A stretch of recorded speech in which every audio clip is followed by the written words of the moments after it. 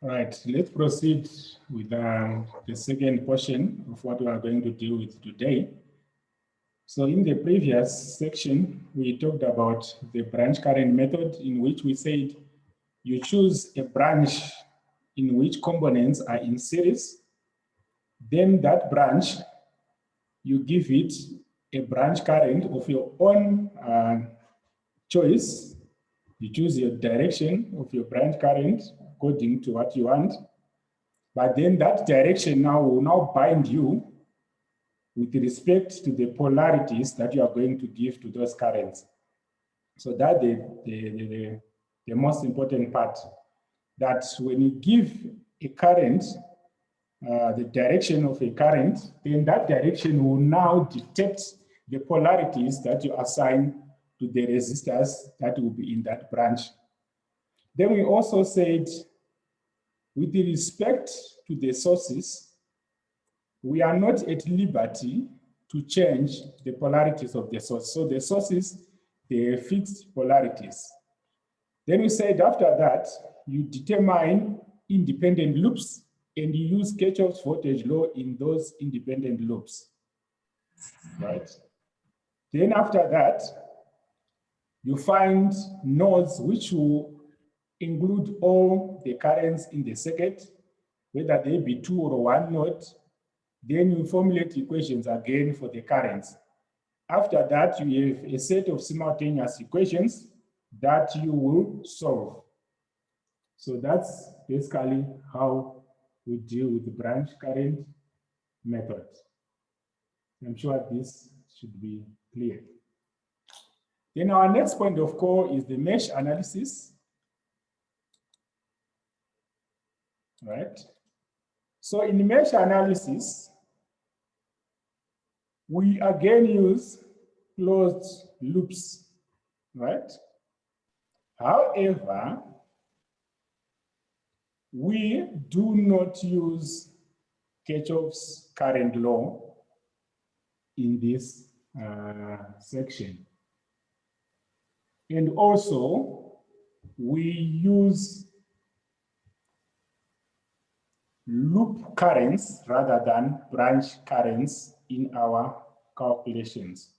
We use loop currents rather than branch currents. But you realize that this approach is almost the same, such that if you use branch current method and you also use mesh analysis, you should basically get the same solution.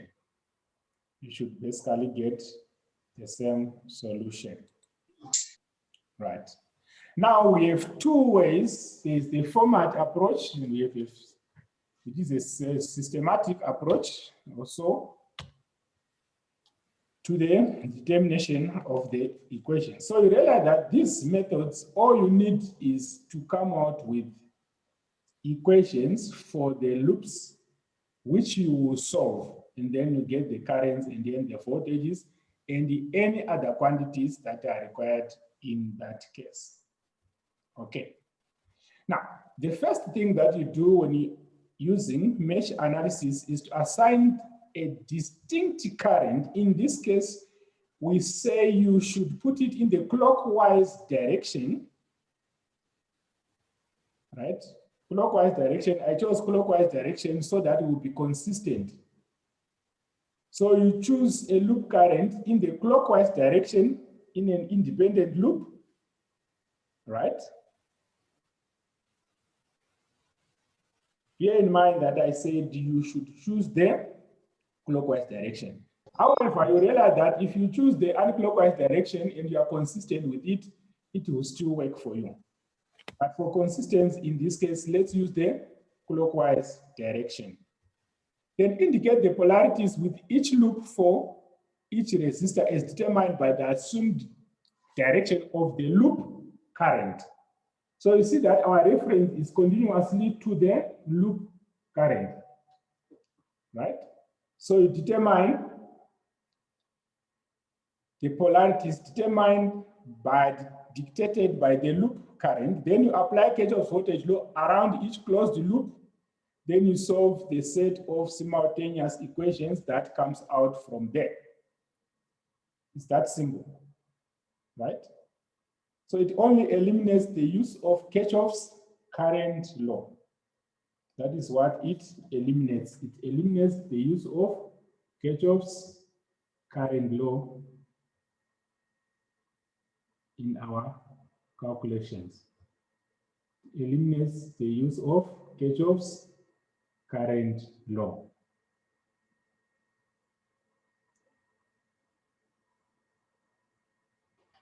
Okay. Let's use an example to clarify what we are talking about. Let's use an example.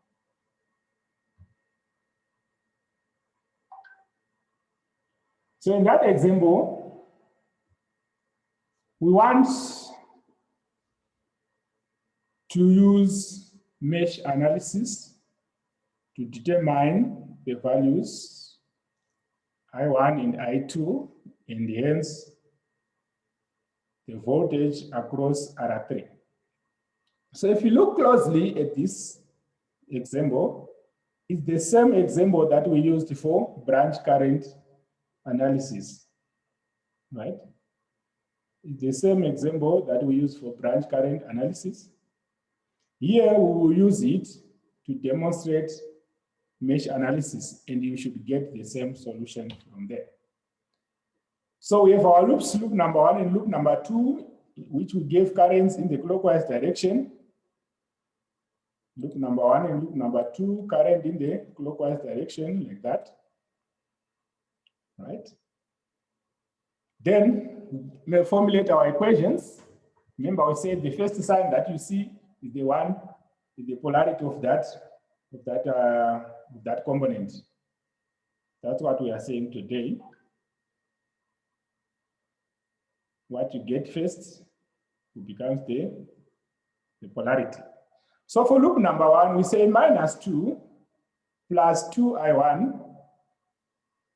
plus 4I1 minus I2 is equal to 0. Now, why do we say I1 minus I2? We are saying I1 minus I2 because our determining current in this equation is I1. So the overall current will be the difference between the current pushed in this loop and the current pushed in that loop. That's why we say I1 minus I2. We say it should be equal to 0, right? Said it should be equal to 0.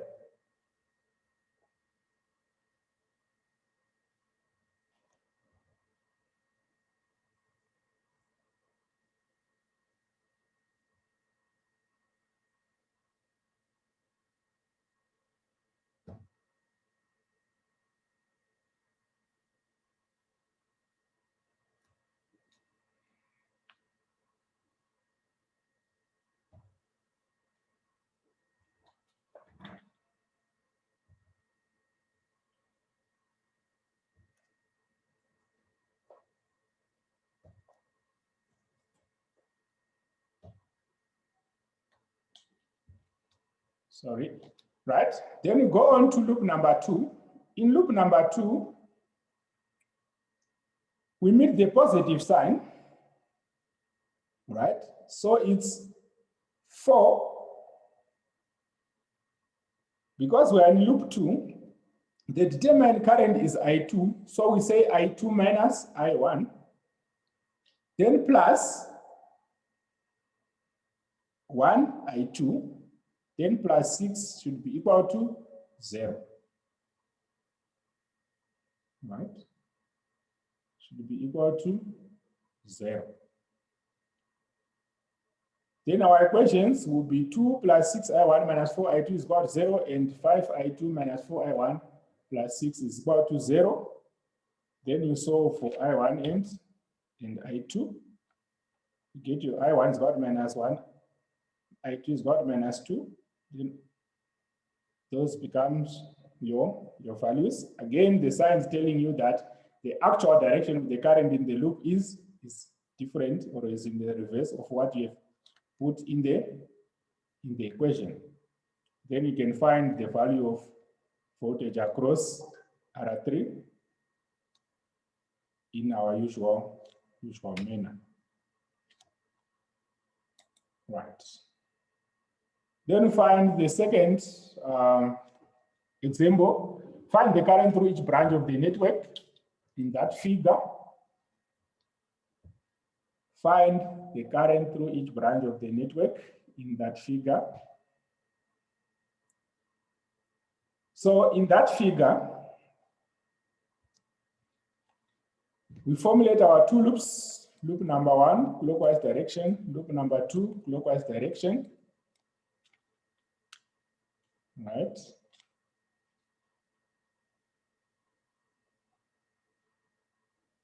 Then, using our loops, we formulate our equations for the two loops.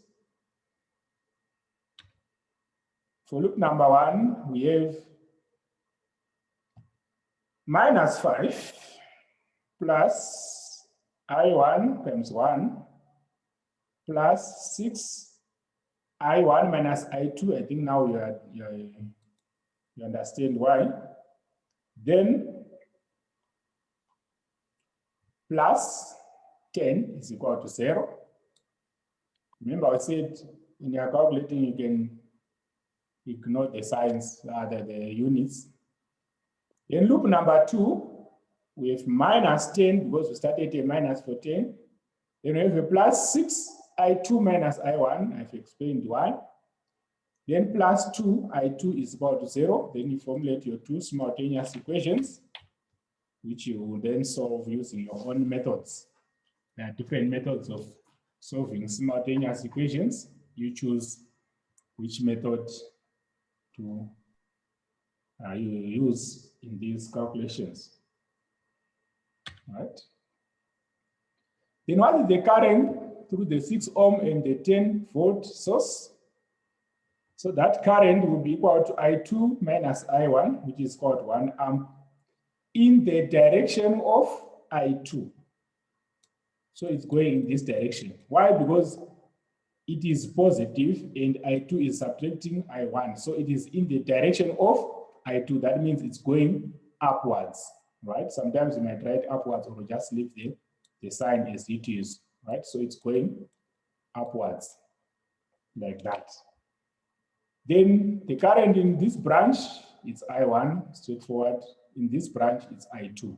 So the only difference is in this shared branch, where you have to find the difference between the two values before you can proceed.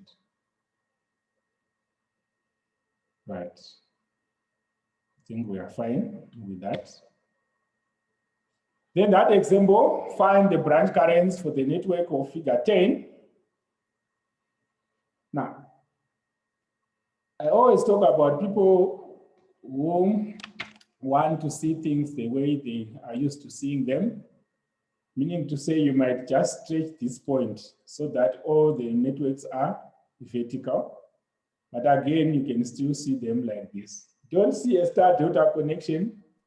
We are not dealing with star-delta connection there, because most people, when they see a triangle, they think star-delta and the like. We are not dealing with star-delta conversions in this example, right? So we have our loops. Like I said, you can redraw so that you have 2 ohms there in the source. Then you have the source in the 4 ohms there. Then you have the R3 in the source. It will still be the same diagram.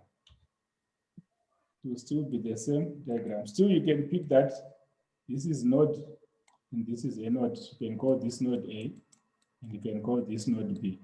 So if you cannot see it properly, you can redraw like this. It will still give you the solution that we are looking for. We go through our loops. For loop number 1 is plus 6, then plus 2 I1, then plus 4, then plus 4 I1 minus I2. You have to remember this portion. Then for loop number 2, Depending on where you start, you can start here, it will be plus 4. I2 minus I1, because that's the loop current which we are considering. So it is the one which will subtract the other loop current. Then minus 4, because we are coming to the minus of that. Then plus 6. Then plus 3 should be equal to 0. Then you have a set of simultaneous equations to solve. Conventionally, you should know that the smaller bar on your battery is the negative bar and the long one is the positive. Just to make sure that we know. So someone will just say, well, how do we know that was the positive or that was the negative? So that is how you deal with that kind of situation. Once you have your simultaneous equation, then you solve them. So you realize that when I give you exercises to do, I'm not so much fussy about the final value that you get. Most of the marking points are on determining the equations, because that's where the method is tested. I test the determination of the equations. Then everything else I know, it will be just mathematics. But in this case, my focal point will be on getting the proper equations. And so those will be your values: I1 minus 2.182, I2 minus 0.773. All right, then I1 and I2 are those values. Then if you ask, let's say, to get the voltage across this, it will be the overall current through this multiplied by the resistance and so on and so on. That is how we deal with that. So the current, the 4 ohm resistor in the 4-volt source will be I1 minus I2, which is minus that, meaning to say it's in the direction of I2, because it came out negative when I1 subtracted what? I2. So in reality, this current is going upwards. It's in the direction of I2. Right? Then using mesh analysis, determine the currents of network of figure 21. Right. Determine that for 2021. Now, you see that we have a current source here. Right? We have a current source there. Then, again, we can formulate our loops as usual, but I want to focus on the presence of the current source. Right? Now, when we talk about the voltages now, then we remove the current source. So we have a bigger current going right around like that, which we call the supermesh current, right? But then, according to this portion, I1 minus I2 is equal to 4. Because I1 is coming in that direction, I2 is going in that direction. But because there is a current source, the current in the branch is determined by the current source. Remember, we said you cannot put current sources in series if they're different ratings. So in our case, our current source is determining the branch current in that case. So I1 minus I2 is equal to 4 amps. Right? Then we have removed our current source, and then we use Kirchhoff's voltage law for this super mesh, right? Where we have minus 20 plus 6I1 plus 4I1, then plus 2I2 minus 12 is equal to 0. So we have 10I1 plus 2I2 is equal to 32, right? But then we know that I1 is about I2 plus 4. So 10 I2 plus 4 plus 2 I2 is called 32.